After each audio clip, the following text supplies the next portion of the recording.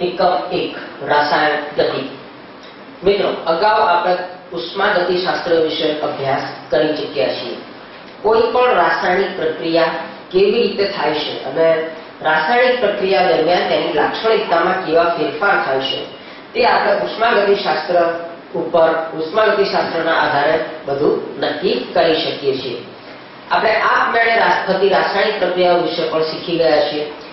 જ્યારે કોઈ પણ રાસાયણિક પ્રક્રિયા આપમેળે થતી હોય તો તેની મુક્ત ઉર્જામાં ઘટાડો થાય છે અને મુક્ત ઉર્જા ફેરફારનું મૂલ્ય ઋણ હોય છે, એટલે કે 0 કરતા ઓછું હોય છે। જ્યારે એન્ટ્રોપીમાં વધારો થાય છે એટલે કે એન્ટ્રોપીનું મૂલ્ય ધન હોય છે, એન્ટ્રોપી ફેરફાર ધન હોય છે। આમ જ્યારે કોઈ પણ રાસાયણિક પ્રક્રિયા દરમિયાન મુક્ત ઉર્જામાં ઘટાડો થતો હોય અથવા તો એન્ટ્રોપી ફેરફારમાં વધારો થતો હોય તો તે રાસાયણિક પ્રક્રિયા આપમેળે થશે તેવું આપણે ઉષ્માગતિશાસ્ત્રમાં શીખી ગયા છીએ। આ ઉપરાંત તેના સંતુલન અચળાંકની કિંમત પણ 1 કરતા વધુ હોય તો આપણને નિપજનું પ્રમાણ વધુ મળે છે। ઉપરાંત કોઈ પણ રાસાયણિક પ્રક્રિયાનો વેગ, કેટલીક રાસાયણિક પ્રક્રિયાઓ ઝડપી થતી હોય છે જ્યારે કેટલીક રાસાયણિક પ્રક્રિયાઓ ધીમી થતી હોય છે। આ બધી બાબતો આપણે અગાઉ ઉષ્માગતિશાસ્ત્રમાં શીખી ગયા છીએ। રાસાયણિક ગતિ ગ્રીક શબ્દ જેનો અર્થ થાય છે કાઇનેસિસ, આ કાઇનેસિસ શબ્દ પરથી આવેલો અંગ્રેજી શબ્દ એટલે કાઇનેટિક, જેને ગતિકી તરીકે ઓળખવામાં આવે છે। કેમિકલ કાઇનેટિક એટલે કે રાસાયણિક ગતિ। ઉષ્માગતિશાસ્ત્ર કોઈ પણ રાસાયણિક પ્રક્રિયા થશે કે નહીં થાય, એટલે કે પ્રક્રિયા આપમેળે થશે કે નહીં થાય તેના વિશેની માહિતી આપણને આપે છે, પરંતુ આ પ્રક્રિયા કેટલો સમય સુધી ચાલશે અથવા તો કેટલા સમયમાં આ પ્રક્રિયા પૂરી થશે તેના વિશેની કોઈ માહિતી આપતું નથી। સમયના આધારે સામાન્ય રીતે કોઈ પણ રાસાયણિક પ્રક્રિયાને આપણે 3 ભાગમાં વહેંચી શકીએ છીએ, જેની આપણે પછીથી ચર્ચા કરીશું। સૌપ્રથમ આપણે કેટલીક એવી રાસાયણિક પ્રક્રિયાઓ જોઈએ જે જુદી જુદી પરિસ્થિતિમાં, એક પરિસ્થિતિમાં થાય છે જ્યારે બીજી પ્રક્રિયા પરિસ્થિતિમાં થતી નથી।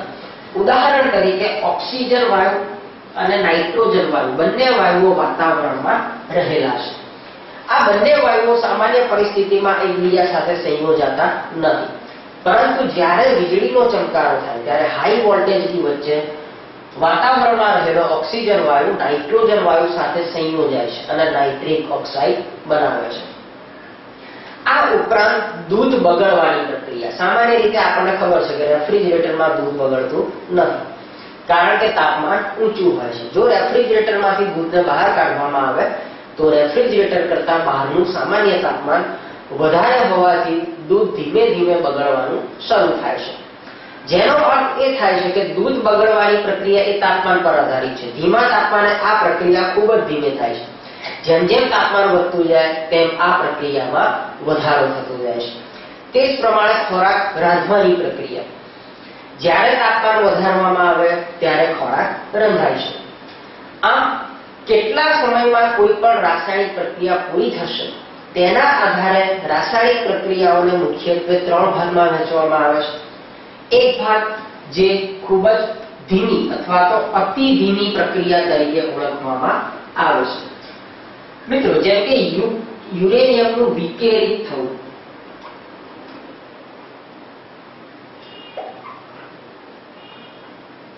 આ પ્રક્રિયા ખૂબ જ ધીમી છે। યુરેનિયમને સંપૂર્ણપણે વિકેરિત થવા માટે વર્ષો લાગે છે। વિકેરિત થવું એટલે યુરેનિયમ એ રેડિયો એક્ટિવ તત્વ છે જેમાંથી આલ્ફા, બીટા, ગામા જેવા વિકિરણો સતત બહાર ઉત્પન્ન થયા કરે છે, જેને યુરેનિયમનું વિકેરિત થવું કહે છે। આ પ્રમાણે આલ્ફા, બીટા, ગામા વિકિરણો બહાર ફેંકાયા પછી યુરેનિયમ એક નિર્દોષ ધાતુમાં રૂપાંતરિત થાય છે, પરંતુ સંપૂર્ણ રૂપાંતરિત થતા તેને વર્ષો લાગે છે। આથી આ પ્રક્રિયા ખૂબ જ ધીમી પ્રક્રિયા છે।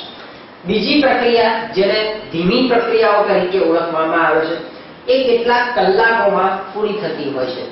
ઉદાહરણ તરીકે ડાયહાઇડ્રોજન વાયુ એ ડાયનાઇટ્રોજન વાયુ સાથે સંયોજાઈને એમોનિયા વાયુ બનાવે છે। આ એમોનિયા વાયુ બનાવવાની પ્રક્રિયા કેટલાક કલાકો દરમિયાન પૂરી થાય છે। આથી આ ધીમી પ્રક્રિયા છે। જ્યારે કેટલીક પ્રક્રિયાઓ એવી હોય છે જે ખૂબ જ ઝડપી હોય છે, જેને અતિ ઝડપી પ્રક્રિયા તરીકે ઓળખવામાં આવે છે। ઉદાહરણ તરીકે તટસ્થીકરણની પ્રક્રિયા. જ્યારે સોડિયમ હાઇડ્રોક્સાઇડનું હાઇડ્રોક્લોરિક એસિડ વડે તટસ્થીકરણ કરવામાં આવે ત્યારે તેમાંથી ક્ષાર એટલે કે સોડિયમ ક્લોરાઇડ NaCl બને છે અને પાણી એટલે કે H2O બને છે. આ પ્રક્રિયાને સંપૂર્ણ થવા માટે માત્ર 1 નેનો સેકન્ડ જેટલો સમય લાગે છે, એટલે કે 10⁻10 સેકન્ડ જેટલો 10⁻9 સેકન્ડ જેટલો સમય લાગે છે. 10⁻10 સેકન્ડ. આમ ખૂબ જ ટૂંકા સમયમાં એસિડ અને બેઝ વચ્ચે થતી તટસ્થીકરણની પ્રક્રિયા સંપૂર્ણ થાય છે. તેથી તેને અતિ ઝડપી પ્રક્રિયા તરીકે ઓળખવામાં આવે છે. આ ઉપરાંત મિત્રો રાસાયણિક પ્રક્રિયાની દિશા પણ ખૂબ જ અગત્યની છે, જેના આધારે નિપજ મળશે અને મળશે તો કેટલા પ્રમાણમાં મળશે તે નક્કી કરી શકાય છે. કેટલીક રાસાયણિક પ્રક્રિયાઓ એવી હોય છે જે બંને દિશામાં થતી હોય છે અને તેમને પ્રતિવર્તી રાસાયણિક પ્રક્રિયાઓ તરીકે ઓળખવામાં આવે છે. આવી પ્રક્રિયાઓ વિશે પણ આપણે શીખી ગયા છીએ.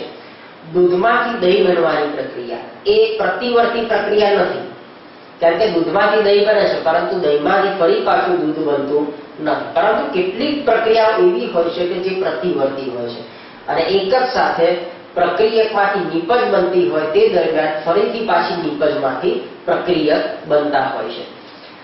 આવી પ્રક્રિયામાં નિપજનું પ્રમાણ વધારે હશે કે પ્રક્રિયકનું પ્રમાણ વધારે હશે તેનો આધાર તેના વેગની દિશા ઉપર છે. જો વિયા એટલે કે પુરોગામી વેગ, વિયા એટલે કે પ્રતિગામી વેગ કરતા વધારે હોય તો સામાન્ય રીતે નિપજનું પ્રમાણ વધારે હોય છે.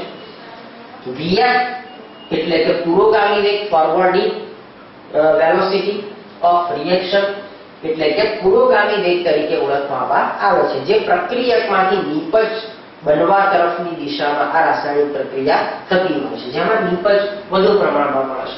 જો Vf Vr એટલે કે પ્રતિવર્તી પ્રક્રિયાનો વેગ પુરોગામી વેગ કરતા પ્રતિગામી વેગ વધારે હોય તો નિપજ કરતા પ્રક્રિયકનું પ્રમાણ વધારે જોવા મળે છે.